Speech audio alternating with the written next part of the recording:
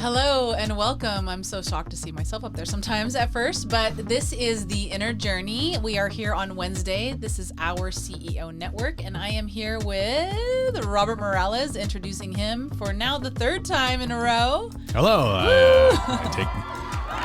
Thank you so much. I appreciate your introduction, Miss Mary. I know it's a uncomfortable part for you. But, Yeah. Being a friend, I'm willing to accept you for who you are. So I appreciate the introduction. Thank you. Thank you for accepting my blundering introductions too. Well, you're a friend, I would say. Yeah. And that's what the show is about today. Today's about friends.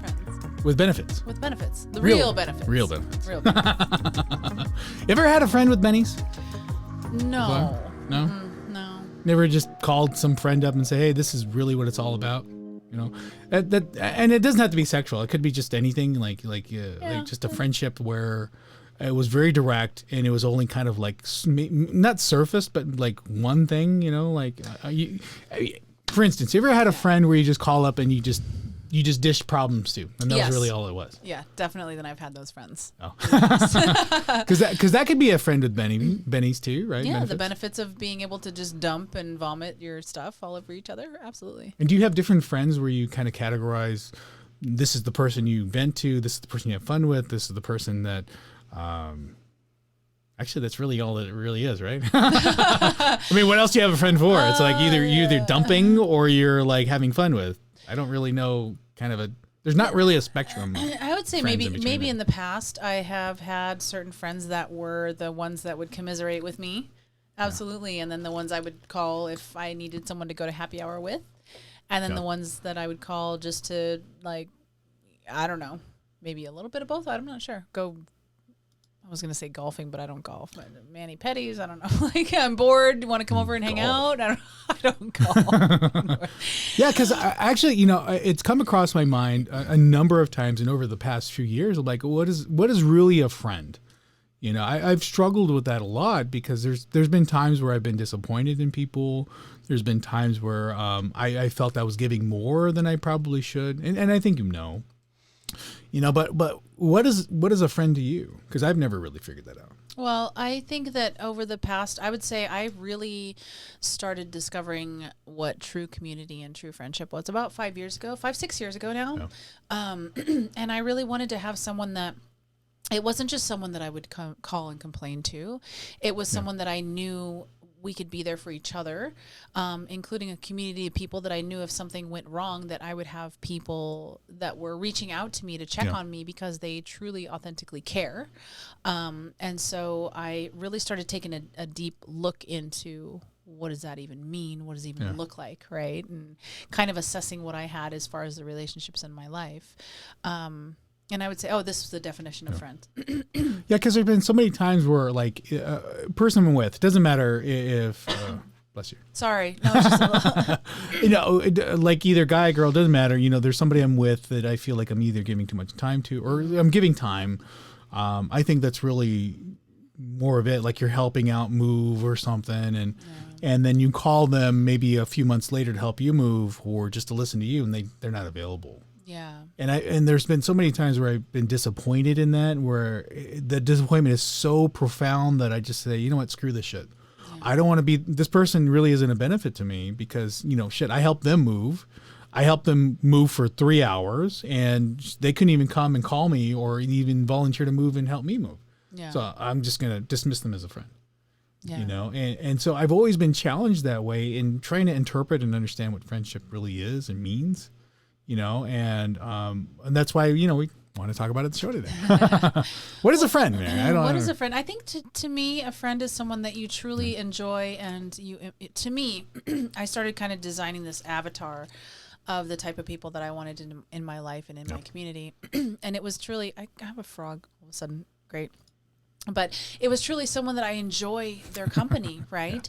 Someone that I also genuinely care about, someone that I feel like we empower each other, we lift each other up, because previously in my life, friends were people that we would just commiserate together, drag each other down. It was always like, what am I doing for you? What are you going to do for me? There was always like an expectation of something you were going to receive from each other. And Yeah. so nowadays my idea of a friend is just someone that like is going to be someone you can lean on, but you also allow them to lean on you as well, and you really have a genuine care for this person and their life and what they're doing and how they're growing and where they're going, and empowering each other, allowing each other to grow and expand, and Well, and in terms of like, because we before the show we talked about like being equitable in whatever a friendship is. Is there a dollar to dollar equivalent to what a friend is? If I help somebody move one weekend and spend 8 hours helping them move, does that equal to like 8 hours of them helping me move? And then furthermore, does that equal to a friendship? Is that the case? What if like him helping me move one weekend and I can't go back because, my father died or something? Mm-hmm. Is that equitable? Is that person, forgiving of my situation, even though I couldn't give them, dollar for dollar the time that they gave me? What in terms of friendship, I think a lot of people lean towards that. Yeah. And I don't know if that's always the case.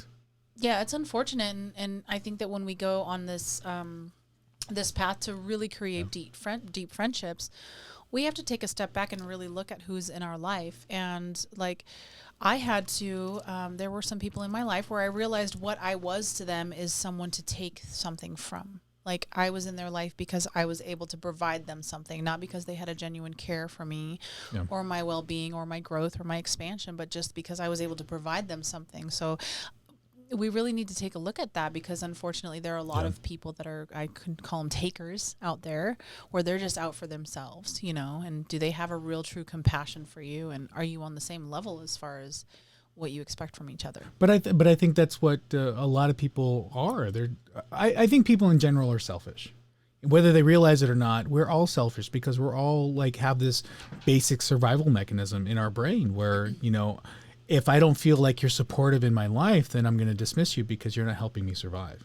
And that manifests into whatever issue you want to have. You didn't go out with me for drinks that one night, or you're not calling me enough, or you're not texting me enough. And shit, I've texted you 40 times and you've only texted me 22. There's so much more to it than just I think the equitable pieces of that, and that I'm trying to figure out and understand, what is a friend? And I haven't quite figured that out quite yet. Well, I'm your friend. Oh, thank you. No, and I think I had a thought and it disappeared, like often they do when we're talking, but it'll come back. So I think it was around,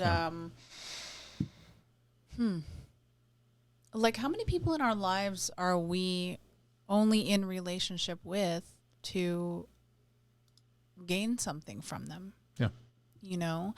And are we willing to step into a space where we are willing to let that go? That was a big part of my life when I decided to start making community. And that's so uncomfortable to be able to look and go, this person only wants something from me. Or look, I'm only in relationship with this person because I feel like they can provide me this, and to be able to depart with that relationship as well. That wasn't my thought, but it's going to come back, I swear.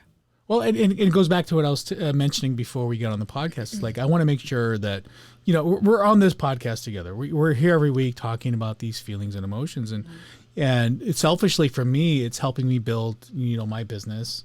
But I want it to be equitable to you, that I don't feel like you're wasting your time, that, I value your time too. And I don't know how to share that with you, or at least tell you that in a way where it makes you feel that way. Because I think at the end of the day, it's really a feeling. Yeah. Whether somebody's a friend, not so much that there's something tangible or there's a dollar for dollar kind of figure for that. Right. It really comes down to, do you feel like you are receiving as much as I am taking, and vice versa? Am I receiving as much as you're giving, kind of thing? I want to make sure that that's equitable, and that's a concern for me, and if it's a concern for me, is that really true friendship? Is that, are you mindful of my time as much as I'm mindful of your time, kind of thing? Right. Is that really what friendship is? Well, I think that the point that you bring up is that the fact that you're thinking about how you're impacting or contributing to the other person, that's huge. That is a giver's mentality. And also the ability to be able to have a clear, honest conversation, right? Which is a part of every single relationship that we have. And then, when we got into that conversation, I said, absolutely, you're contributing to my life, because the fact that I get to spend time with you and have these great conversations, the amount of growth that I experience, just personally being able to talk about these different topics that we do. And then also, I was scared shitless when I came on to talk on your podcast, and the amount of growth that I'm getting to go through being comfortable on camera and how that can impact so many things in my life. It's a huge contribution. And to be honest, I a lot of the times when you get into this, you can really feel like I've never had that feeling of, a worry of, are we giving enough? Are we taking enough? Are we, it's just like there's almost like an underlying mutual understanding that you have true care for another person, that you're really coming to the table to contribute versus take. And that's what I have always. Well, and I think so the lens, like the business that I took on, initially when I started doing real estate, it was always like, how can I get somebody to use me to help sell or buy their house? And when you get in that mind frame, it becomes monetary, it becomes very unilateral. Like, I'm only reaching out to you because I need something from you. Mm-hmm.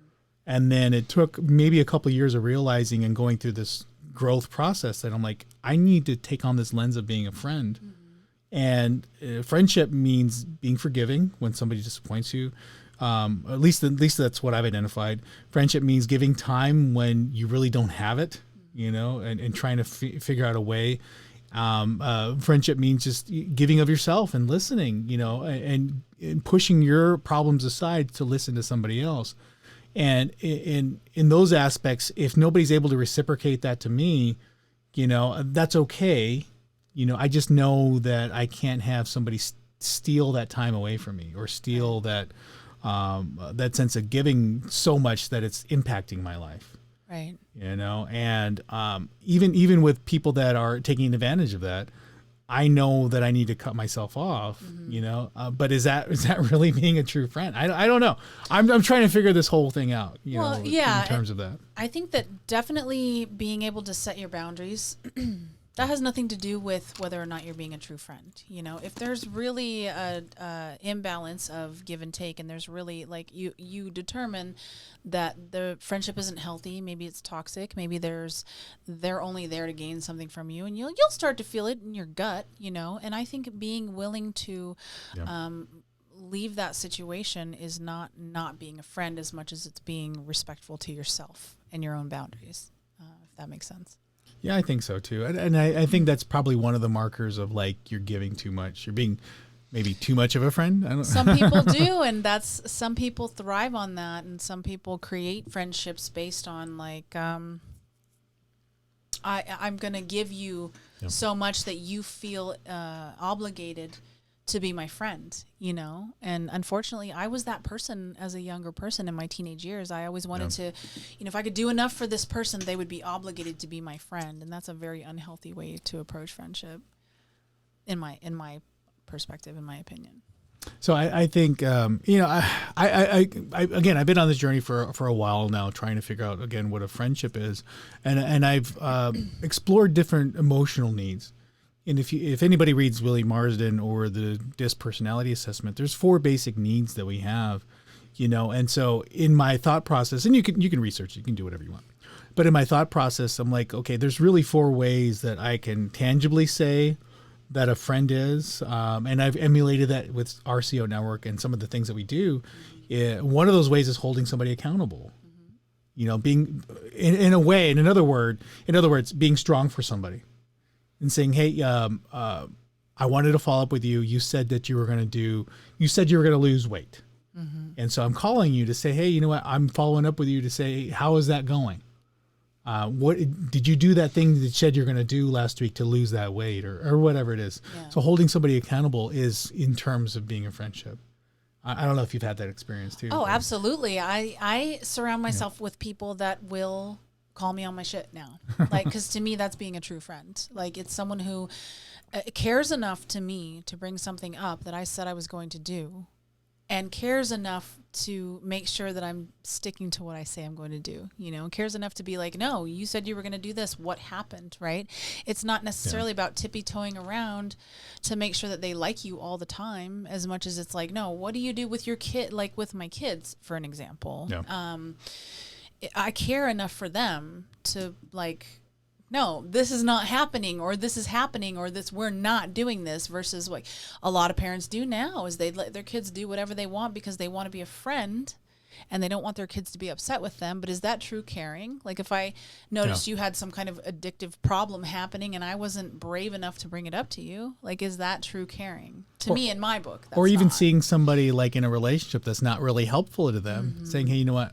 I want to let you know that I don't feel this relationship is going well with who you're with. Yeah. You know, and remember back, you know, a couple years ago, you said you wanted, you know, somebody to be, you know, ambitious, and you're with somebody that's a loser. you may not want to word it that way. I don't know. Maybe that's a little, but I'm just saying the aspect of like, hey, I'm going back on what you told me a while ago. Is that still the case today? Or do you still want to be with a loser? I mean, maybe that's something that's changed in your life.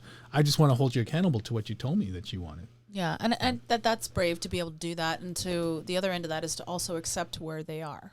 Yeah. You know, because sometimes people aren't able to see it, but the friend will, you know, as a friend, I will absolutely bring things up like that. And also be willing to hear where they're at. And then also know that they are where they are on their journey, and I can't push them, but all I can do is be willing to open up their awareness a little bit if that's something that was important to them and I felt it was important to them. But you got to be really careful not to get sucked into the whole like creating drama with a friend. Oh, like loser? Yeah, you may. Hey, you're with a loser. You don't want to say that, probably. You know. But what if they are a loser and that's the only word you have? There's probably a better word. Degraded relationship person, somebody not fulfilling their life ambition. Loser. So I think if everybody has their pen ready and they're writing it down, I think number one is holding somebody accountable. I think that's part of what friendship is. In my own exploration and in my own understanding of what relationships are, I think holding somebody accountable, and sometimes having that communication and saying, you know, some of those tough words. And again, I don't know how else to equate it. Having somebody receptive and understanding that you really don't mean to be derogatory to somebody else, but that's really the only choice of word. Like I don't know, like, well, why is he a loser? Well, he smokes pot all day, you know, is not ambitious, works at Circle K, and he's been there for 10 years. I mean, subjectively, he's a loser to me, but maybe he's just not ambitious to you. But you know, I guess on the other side of that is listening. You know, but on the terms of friendship, I think holding somebody accountable is number one. But also too, and we can talk about it too, is being supportive. Mm-hmm. Just being present, I think, is one of those things that just being there and listening is the key to like that second cornerstone. There's 4 that I'm going to mention, but I think the second one is just listening and being supportive. Absolutely. Yeah. You know, even if it's something you don't want to hear. Well, to me, that goes along with like being willing to listen in non-judgment, right? And that's a high standard that I hold for myself with my friends, is to be able to know that we're not all in the same position. We're not all in the same spot. Maybe they're working through something where they're not able to see, but being able to listen like openly without judgment, because we all need that. We all need someone we can go and just like, this is what's going on with me, and this is what I'm truly, really feeling. And I mean, kind of like me and you, like we were able to just go, blah, this is what's happening. I feel like shit, and this is what's going on. And know that we're held in a safe space where the other person's not going to judge, and they'll listen. They may offer. I'll never call you a loser. That's... Right. Okay, good. But I might. I mean, if that's, you know, maybe you need that stern kind of like, hey, that slap in the face and say, hey, this is loser mentality. Get your shit together and let's move forward with this. Maybe that's sometimes, I guess, judging that and trusting somebody that if they're being that upfront with you, that they have the good vested interest in you. Yeah. They're not trying to hurt you, but maybe that's the only words they know. Yeah, like having that compassion and the ability to see that this person truly, like, I had this conversation with someone. It was in a previous relationship where I said, it appears as though you always think that I expect the worst case scenario of everything I say and do. And to me, in a relationship, romantic or friendship or even work relationship, if you're able to see that someone is see the best intentions, right? Like the best possible scenario versus like you did something and I automatically assume you did it for this reason, which is very negative, versus like you did something and I'm able to go, oh, he cares. That's why he called me a loser. Maybe it wasn't the best word, but knowing that you had the best intentions underneath that, right? Versus jumping to always assuming the worst of someone, always assuming the best of someone if you really know who they are. Yeah, because if somebody, honestly, if somebody called like either you or me a loser, I'd probably take that negative and say, well, F you. I don't know. Why are you my friend? And just distance myself. And sometimes I guess if you're in that state, it's about being reflective and saying, well, why are they calling me that? What has changed since, when we first started being friends, that now they're calling me a loser and they're being maybe not harsh with me, but maybe they are holding me accountable. Yeah. Maybe it's that point of inflection.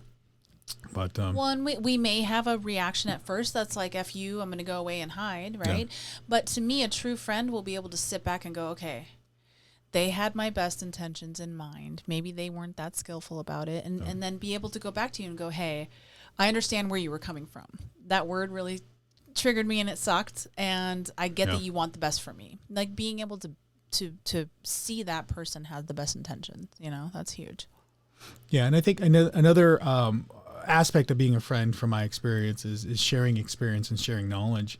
Hey, I've been through this before, this is what happened to me. Maybe not something that you should do, but this was my experience, and I'm sharing this moment with you because I feel like I appreciate you, I love you as a friend, and I see kind of the path forward because I've experienced this. So I guess sharing experience or sharing what you know sometimes helps in that friendship too, and setting again back that time to do that. Yeah. So that's number 3. So number 1 is holding somebody accountable. Number 2 is being supportive and just being present, like actually turning off your phone, turning off your own interests, and really being there for somebody. I think is number 2. But then number 3 is sharing those experiences, and in a way where you're not giving advice, because I think that's a natural tendency. Hey, you should be doing this. You should be doing that. I mean, really, like nobody really wants to hear advice. Really, when people come to you with problems, they just want you. I would say majority of the time, to agree to whatever decision they're making. They're not looking for you to make a decision for them. Right. They're not really looking for advice, even though they ask for it, because they've already in their mind made the decision. Yeah. And I would tell you more times than not, out of the thousands of interviews that I've had, people already know what they want. They're just looking for somebody to agree with the direction they're going and validate that. But, sharing experience, sharing knowledge is not necessarily agreeing with them or giving advice. It's really just saying, hey, this is my experiences, and you'll have your own unique experiences. You'll go through your own trauma. You'll go through your own issues. And I was okay at the end of mine. You should be okay too, in offering that experience. Have you ever done that before too, Ms. Mary? Done. Just listened and shared experience versus without giving advice, because I think that's a natural tendency to go. No, I used to be the queen of advice. This is what you should do. I was the queen of advice because, I knew everything. And especially with my kids, because I have an adult son. And I realized that's very off-putting to people, And so, yes, I absolutely have done that. But I've gotten to a space now in my life where I will offer, well, this is my experience. And I'm sharing this because maybe you'll get some insight from it. Or if they are going in circles about a problem or something, I will say, may I offer a suggestion, or may I offer, like asking for permission, because sometimes people don't want you to just jump in with your resolutions and your suggestions, right? So that at least opens the door to be able to be like, hey, I see something, but if it's okay, I'd like to share, But yeah, nowadays I just say, from my experience in my life, this is something that seems similar, and this could be helpful. If not, take it or leave it, right? That's how I approach things now. Yeah, because in terms of kids, I mean, they're going through, like, for us, because I'm old, if you didn't know. You're younger than me. So whatever. Oh, yeah, you're like a year older than me. Thanks for that. But you look younger than me. That's the point. So, no, like, when we were growing up, we didn't have access to anything internet. I mean, you probably had internet about the same time I did. It was like in, like, junior, senior year of high school. You know, like barely. kids have internet in their home right now, and exposure to all this media. Like I can, like, today I can go on the phone and look up any information. You know, like if I wanted to look at any porn, I'd have to go find my dad's stash back in his shop. You know, and today it's just accessible on your phone. So it's just it's a different world than what our kids are exposed to. So yes, I don't know. You know, from if your kid came to you and had a problem at school.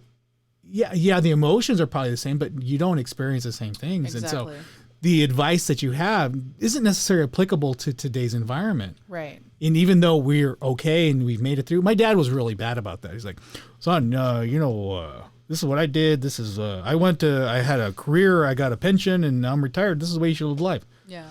In a very confined, like, small town. Sure, that works for him. It's applicable to his environment.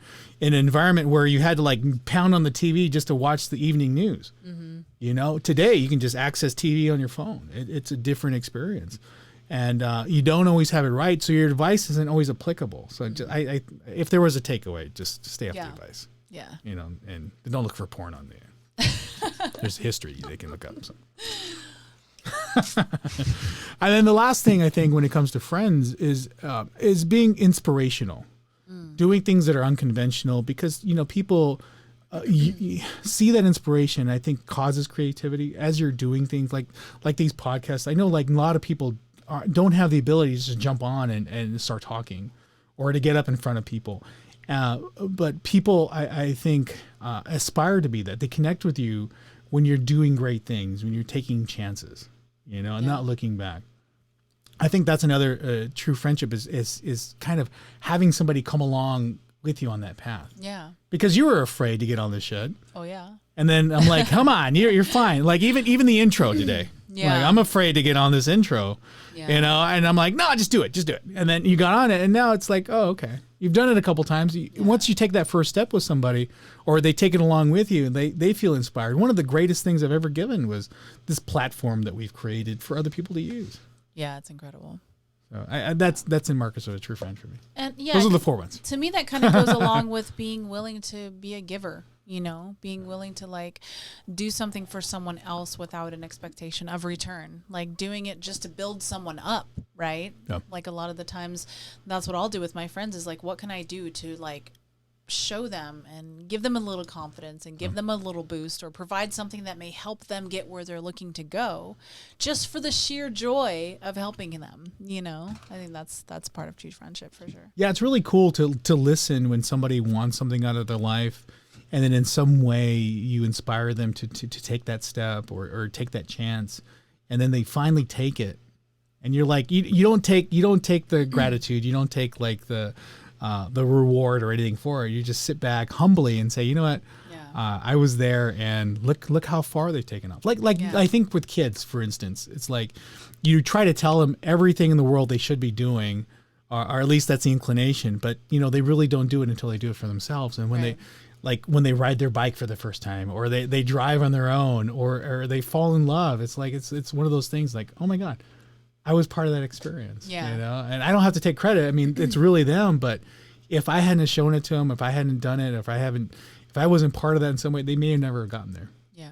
Just be humble about it. You know? And I think another thing that I think about too with friends is, like, enjoying having somebody to learn from, somebody that's different than you, you know, and really admiring that about other people. Like, finding what is it about you that makes you think differently, act differently, do things differently that I just completely admire. Like, that's what I look like. I look for that in friendships too. It's like, how can we add to each other's lives by expanding each other, you know, and learning new things from each other, and having a lot of common interests helps, right? For sure. So you can have that, but being able to go, like, I don't want a bunch of me's. I don't want to be surrounded by a bunch of people that think exactly like I do and do the same things that I do. And there's, like, you know, it's like, it's exciting to have that with new people, you know, you get to learn about them, and it just expands you as a person, you know, so that I think I like that too with friends. Absolutely. I love friends. So what did we learn today, Miss Mary? Oh my goodness. We're at the end of the show today, so I apologize. We have to cut things short, but we're nearly at 30 minutes. Yeah. Oh, always. Oh, so what did we learn today? We learned that I love holding pens nowadays, and that having friends, being a friend is about being a giver, in all honesty, and really enjoying learning from another person and giving to another person, and also receiving from another person too, because oftentimes we have a lot of problem receiving from another person. We want to just give and not receive, and then we become kind of martyrs in our life. But so it's basically creating a win-win situation with another human being that just inspires you and ignites you and lights you up. And I think that another big thing is learn how to contribute to them without an expectation of return. And I truly believe that if you carry those aspects of friendship to every relationship, whether it's your parents, your siblings, the person you fall in love with the rest of your life, I think you have a more meaningful, more reciprocal life at the end of it. Having the patience, having the humility for somebody, and giving of those 4 aspects and other things. I mean, those are mine in particular, but once you identify and learn what a friendship or what a friend is, you can carry that to everybody. Exactly. So I want to thank everybody for joining us this week. Thank you. So if you don't leave your comments or questions, put those in the comment section below. We will get to them next week, and maybe we'll talk about relationships next week. I don't know. I'm sure we're going to get there. I'm sure that's a big topic for anybody to take on. It is. I want to thank everybody for joining us this week on The Inner Journey. Thank you. Mary VanAlstyne, Robert Morales. RCO Network. We'll catch you guys Bye. next week.